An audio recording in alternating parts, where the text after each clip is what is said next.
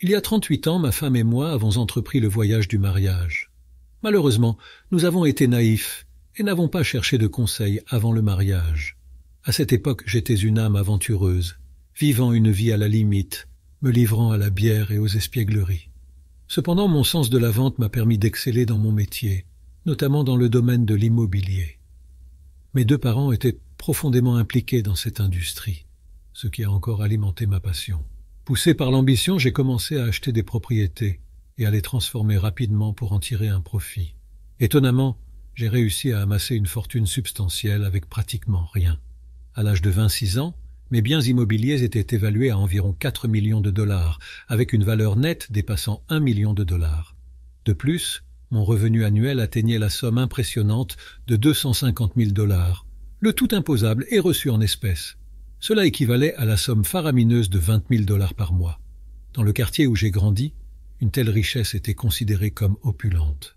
Ce fut une période exaltante, remplie d'excitation et d'indulgence. Je me souviens de mon désir d'avoir une voiture qui incarne le luxe et l'exclusivité. La voiture de mes rêves était une Jaguar, symbole de sophistication et de rareté. Dans mon propre quartier, la simple mention du mot « Jaguar » aurait laissé les gens perplexes. Il possédait une aura d'exotisme qui m'a captivé. Par conséquent, je n'ai pas perdu de temps pour m'en procurer un. En seulement 3 mois, je suis devenu l'heureux propriétaire d'une Jaguar, incarnant l'essence même de ce véhicule remarquable. Ce fut une période de pur plaisir et d'épanouissement. Au fil du temps, mon parcours dans le secteur immobilier s'est poursuivi, évoluant vers une activité plus professionnelle et plus raffinée. Cependant, ces premières années occuperont à jamais une place spéciale dans mon cœur, me rappelant l'enthousiasme et la joie qui ont accompagné. Ma femme et moi n'avions jamais beaucoup voyagé auparavant. Notre lune de miel en Floride était le seul voyage que nous avions fait ensemble. Cependant, à mesure que nous commencions à accumuler des richesses, nous sommes devenus curieux de connaître les habitudes des riches. Nous nous sommes demandé « Que font les riches ?» Après notre enquête, nous avons découvert qu'Hawaï était une destination populaire parmi les riches. Intrigués, nous avons décidé de nous lancer dans un voyage vers les belles îles. Dès l'instant où nous avons posé le pied sur les rives sablonneuses, nous avons été captivés par l'eau d'un bleu à couper le souffle. C'était un spectacle impressionnant qui nous a laissés en admiration. Nous ne pouvions pas nous empêcher de tomber amoureux de l'endroit. L'expérience a été vraiment remarquable. Notre attachement pour Hawaï était si profond qu'à notre retour chez nous, nous avons immédiatement commencé à planifier un autre voyage. 2 mois plus tard, nous nous retrouvions de nouveau dans ce paradis enchanteur. Toute l'expérience a été remplie de joie et d'enthousiasme. Parfois, j'entends des gens dire « Tous ces riches sont misérables ». Maintenant, je ne suis pas ici pour affirmer que l'argent garantit le bonheur parce que ce n'est tout simplement pas le cas. En réalité, l'argent amplifie vos traits et caractéristiques existants. Si vous êtes déjà malheureux et acquérez de la richesse, votre malheur s'intensifiera. De même, si vous souffrez de dépression et gagnez de l'argent, votre dépression s'aggravera.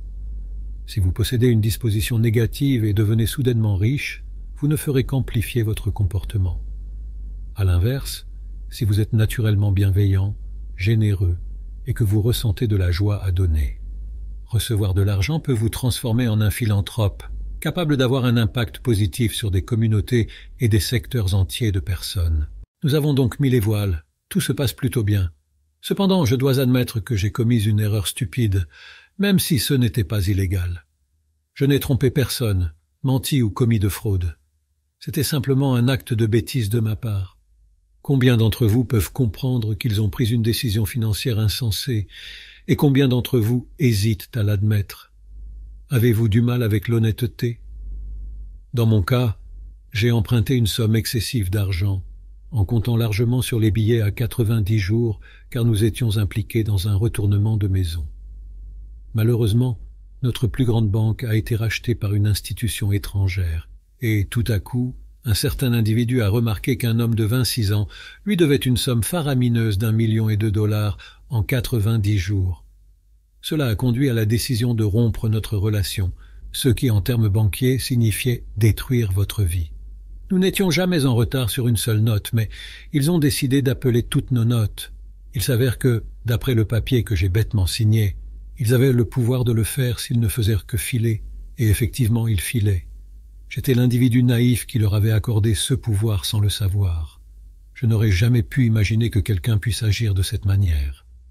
Pour aggraver les choses, notre deuxième prêteur a eu vent de nos ennuis et a exigé 800 000 $ supplémentaires. Soudain, nous nous sommes retrouvés avec la somme colossale de 2 millions de dollars à rembourser presque immédiatement, et tout cela était lié à l'immobilier. Cette malheureuse tournure des événements a conduit à la perte progressive de tout ce que nous possédions au cours des 2 années et demie suivantes. C'est vraiment décourageant de réfléchir au changement radical de ma situation financière. En un an, j'ai réussi à gagner la somme substantielle de 250 000 $. Cependant, l'année suivante, mon revenu imposable a chuté à seulement 6 000 $. Désespéré de faire face à mes obligations financières, j'ai passé toute l'année à brader mes biens, m'efforçant d'honorer mes engagements car je croyais fermement à l'importance de payer ces factures. 2 ans et demi plus tard, nous nous retrouvions au plus bas.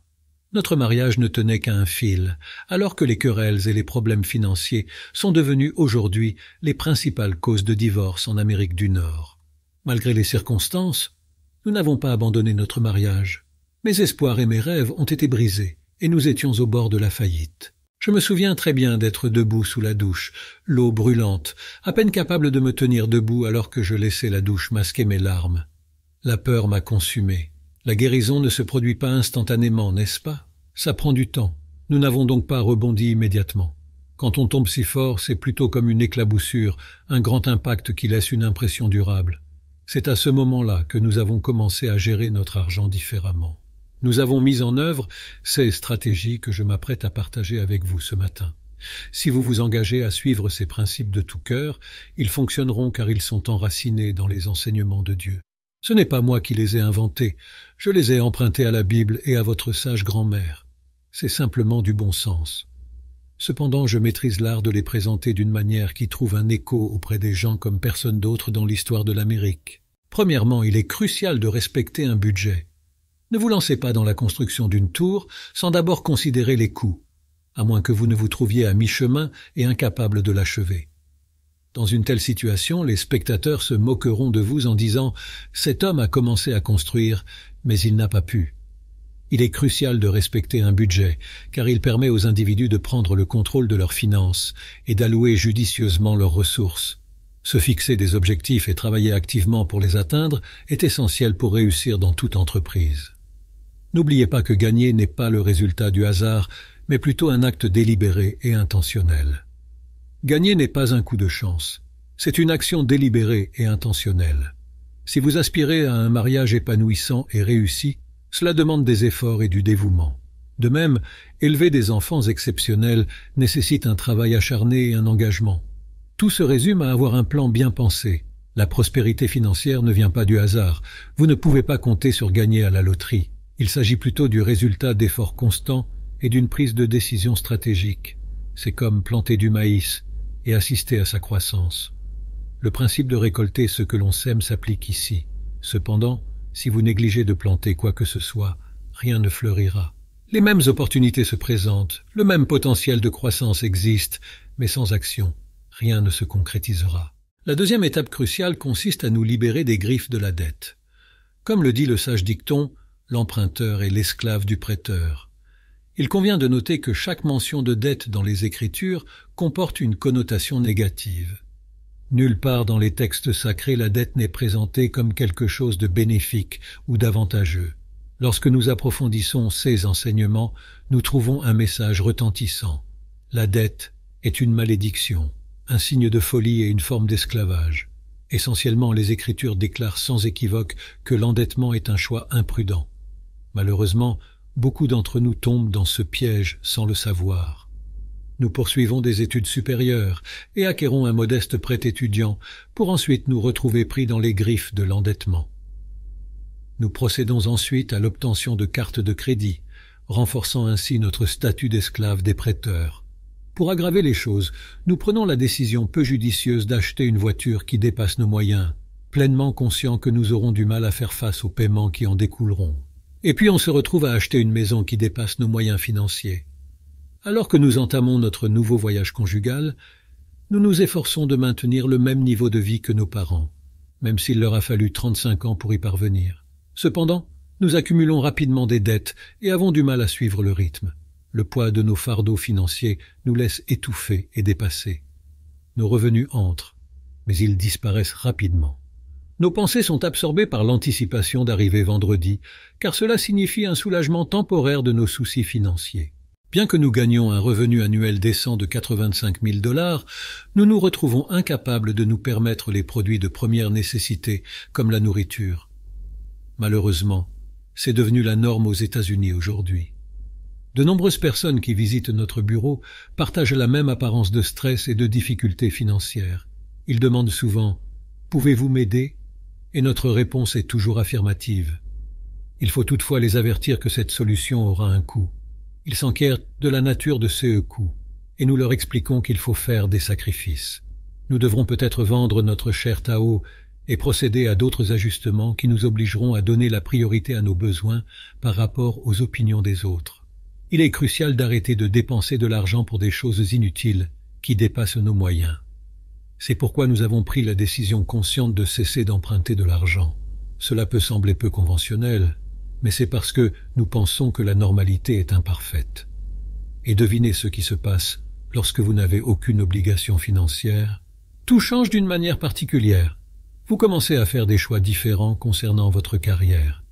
De nombreuses personnes restent piégées dans des environnements de travail toxiques simplement parce qu'elles doivent payer leurs factures. J'ai reçu un appel d'un représentant de Average Car Payment America. Il est intéressant de noter que le paiement moyen actuel d'une voiture aux États-Unis s'élève à 529 $ sur une période de 84 mois, comme le rapporte la National Auto Dealers Association. Maintenant, considérons ceci. Si vous deviez prendre ces 529 $ et les investir dans un camion Chevrolet fiable, gardez à l'esprit que sa valeur se déprécie rapidement. Cependant, si vous deviez plutôt investir le même montant entre 30 et 65 ans dans un fonds commun de placement d'actions, vous accumuleriez environ 5,6 millions de $. Une différence assez substantielle, n'est-ce pas? Maintenant, je comprends que beaucoup aspirent à avoir une belle voiture, et je ne dis pas que vous ne devriez pas vous livrer à ce désir. Ce que je propose, c'est que nous devrions peut-être reconsidérer notre approche en la matière. Après tout, le coût de possession d'une voiture dépasse le prix d'achat initial. Il est essentiel de reconnaître que votre voiture n'est pas seulement un moyen de transport. Cela s'accompagne d'un fardeau financier important. Le point suivant est assez intrigant. Cultivez des relations de haute qualité. Avez-vous déjà entendu le dicton « Vous êtes la compagnie que vous gardez ». Il est vrai que les personnes avec lesquelles nous nous entourons influencent grandement notre caractère et nos habitudes. Il est important d'être conscient que les influences négatives peuvent corrompre même les meilleures intentions.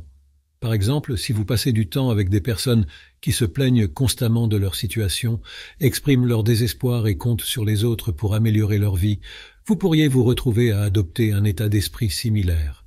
Leurs animaux spirituels sont comme bourriquets, toujours pessimistes et résignés à leur sort. Si vous choisissez de vous associer à de telles personnes, il est probable que vous adopterez leur vision de la vie.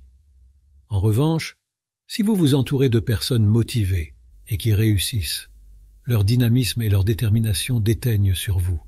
Ensemble, vous pouvez dépasser vos limites, vous libérer des limites de votre zone de confort et réaliser de grandes choses. Ces individus sont toujours en mouvement, désireux d'atteindre leurs objectifs et de rencontrer de nouvelles personnes. En vous associant à eux, vous vous retrouverez à lire les mêmes livres, à regarder les mêmes films et à vous livrer à des activités similaires. Vous adopterez leur langage, leurs valeurs et leur générosité. C'est une conséquence naturelle du fait d'être influencé par ceux avec qui nous passons le plus de temps. Cependant, il est important de préciser que cela ne signifie pas que nous devons être snobs ou juger les autres. La gentillesse et le respect doivent être accordés à chacun, quelles que soient ses croyances ou ses origines. Personnellement, je m'efforce de traiter tout le monde avec gentillesse. J'ai un groupe diversifié d'amis qui possèdent des perspectives et des habitudes différentes. Malgré nos différences, je les aime et les respecte toujours, et je traite tout le monde avec gentillesse. Mais je parle de mon équipe la plus proche, des 6 personnes qui portent la responsabilité de porter mon cercueil. Qui sont exactement ces hommes? Ce sont eux qui me remodèlent, et je dois faire preuve de prudence car les aigles ne se rassemblent pas naturellement au même endroit. Ils doivent être intentionnellement réunis. En revanche, les dindes ont tendance à se rassembler. Il est crucial de choisir délibérément les personnes avec qui vous sortez, car votre revenu sur une période de 10 ans représentera probablement moins de 10% du revenu moyen de vos 10 amis les plus proches. Certains d'entre vous pensent peut-être « j'ai besoin de trouver de nouveaux amis ». Eh bien, effectivement, vous pourriez envisager cette option.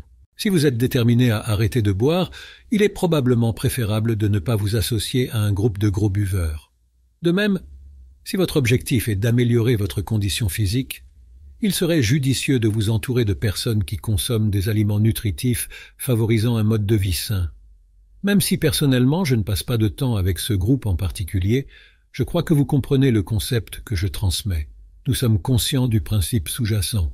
Tout comme nous ne permettons pas à nos enfants de fréquenter des jeunes délinquants, nous comprenons que si le petit Johnny est indiscipliné et que votre enfant passe du temps avec lui, votre enfant pourrait adopter un comportement similaire. La prochaine étape consiste à économiser de l'argent. La Bible déclare avec sagesse « Dans la maison du sage, il y a des réserves de nourriture et d'huile de choix. Au contraire, l'insensé dévore tout ce qu'il possède. Si vous dépensez tout ce que vous gagnez, vous êtes vraiment un imbécile. Comme disait grand-mère, économisez pour les jours de pluie. » Vous êtes-vous déjà demandé pourquoi elle a insisté sur cela? C'est parce que la vie est imprévisible et qu'avoir une somme d'argent importante peut fournir un filet de sécurité pendant les périodes difficiles. Imaginez avoir 30 $ en banque sans dette et perdre soudainement votre emploi. Vous seriez en mesure de traverser la tempête sans trop de soucis. Cependant, si vous avez 30 000 $ de dette et aucune épargne, perdre votre emploi vous laisserait dans un état de panique, vous demandant comment joindre les deux bouts. Les personnes avisées comprennent l'importance d'économiser de l'argent. Maintenant, voici la partie fascinante. Ces principes fonctionnent réellement. Lorsque vous vous engagez dans un plan financier, personne n'a l'intention d'échouer intentionnellement. Personne ne dit « créons un plan dans lequel nous dépensons tout et prenons une retraite fauchée ».